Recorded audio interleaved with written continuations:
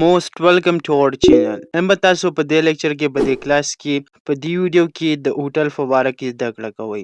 یعنې تاسو په یو ریسټورانټ کې په یو هوټل کې څنګه آرډر کوئ د میل لپاره د روټۍ لپاره. نو په دې یو لیکچر کې موږ تاسو ته پوره ډیټیل سره وایو چې څنګه به آرډر کوئ د یو میل لپاره او څنګه به دغه بیل پے کوئ.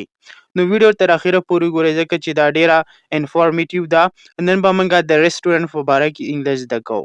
ځکه چې زیاتره کسان داسې وي کوم چې په فارن کنټري کې وي، په یوروپین کنټري کې وي، او هغه موږ ته دا میسج دا کمنټ کړی و چې که چېرې موږ یو هوټل ته ورشو نو موږ به څنګه آرډر کوو چې موږ ته دا فلانې چیز راوړئ یا موږ ته دا فلانې چیز راوړئ او د دغه بیل به موږ څنګه پے کوو.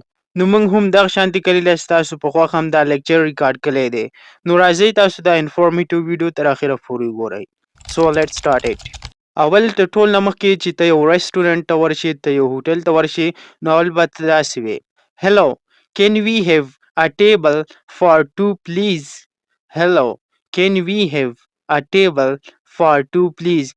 یعنې دې سنټنس مطلب دا دی چې سلام کوم، آیا زموږ د دوو کسانو دپاره یو ټیبل ریډي کړئ، یو ټیبل تیار کړئ. هلو کین وی هیو ا ټیبل فار ټو پلیز. دلته ټو استعمال شوی، دوه کسان دي. که زیات کسان وي تاسو دلته د ټو په ځای باندې 3 4 او دغه شانتي نور استعمالولی شئ. نو ویټر به تاسو ته څه وایي؟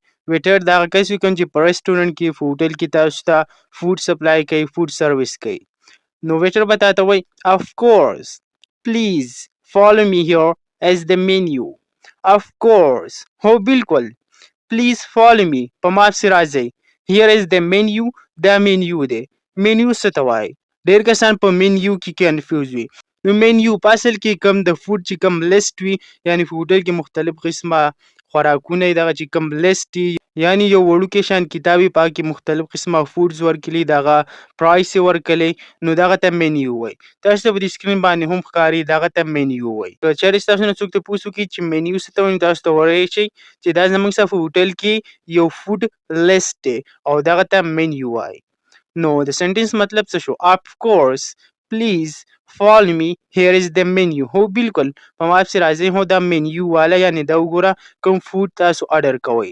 نو ته ورته بیا په جواب کې ویلی شي تھینک یو وٹ ډو یو ریکمینډ ټوډے.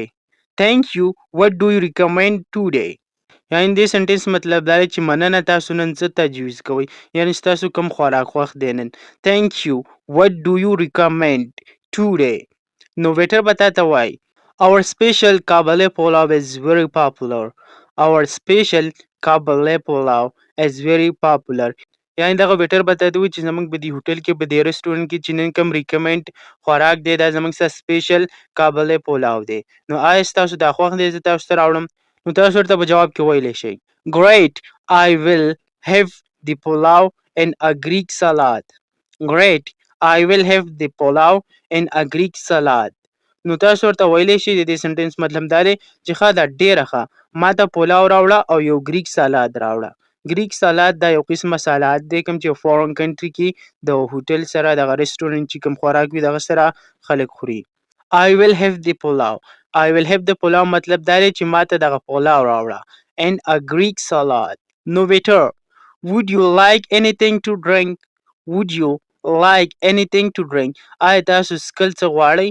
would you like، آیا تاسو غواړئ، ستاسو خوښه وي anything to drink د څښلو دپاره، یعنې تاسو د څښلو دپاره څه غوښتل غواړئ، نو بیا تاسو ته هغه داسې ویلی شي would you like، آیا تاسو خوښوئ anything to drink چې څه وڅښئ. نو ته ورته په جواب کې داسې ویلی شي just some fresh orange juice please.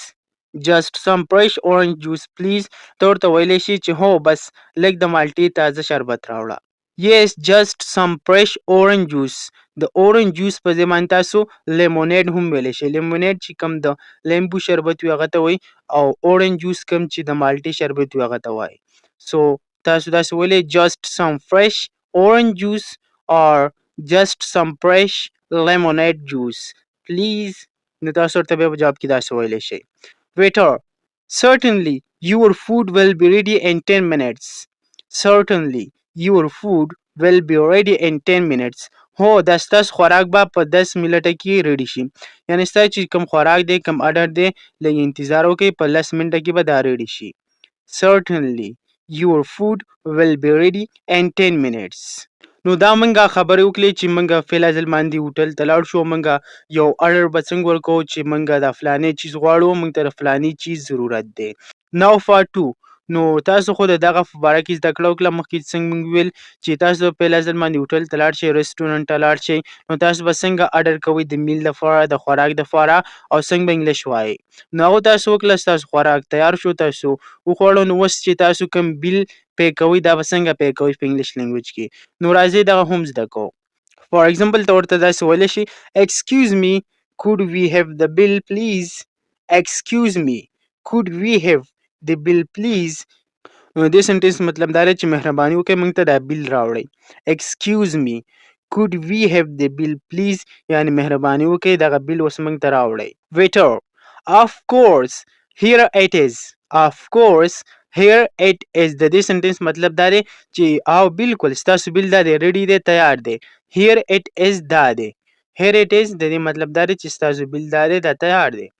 نو ته ورته بیا په جواب کې ویلی شي can I pay by credit card.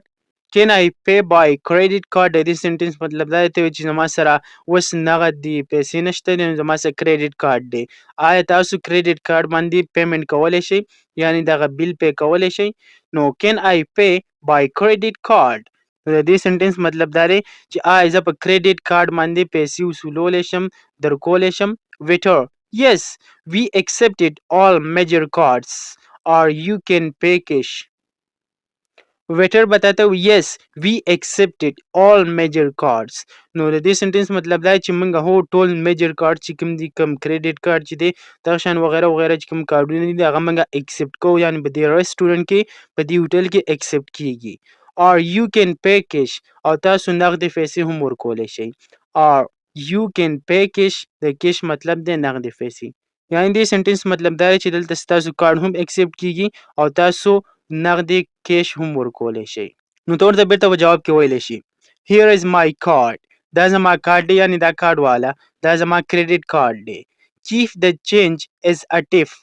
keep the change as a tip دا ډیر اټریکټیو سنټنس دی. د دې سنټنس مطلب دا دی چې کومې پیسې پاتې شوي، کوم له 100 روپۍ پاتې شوي، نو دا ځان سره کېږده. keep the change as a tip.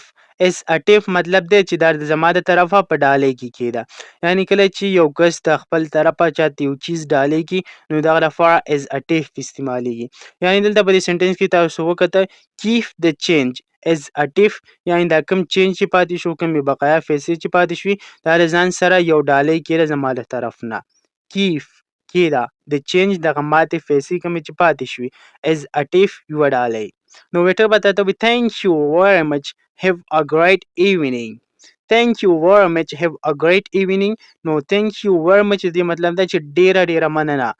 have a great evening شپه دې په خیر، یعنی ډیره ډیره مننه شپه دې په خیر.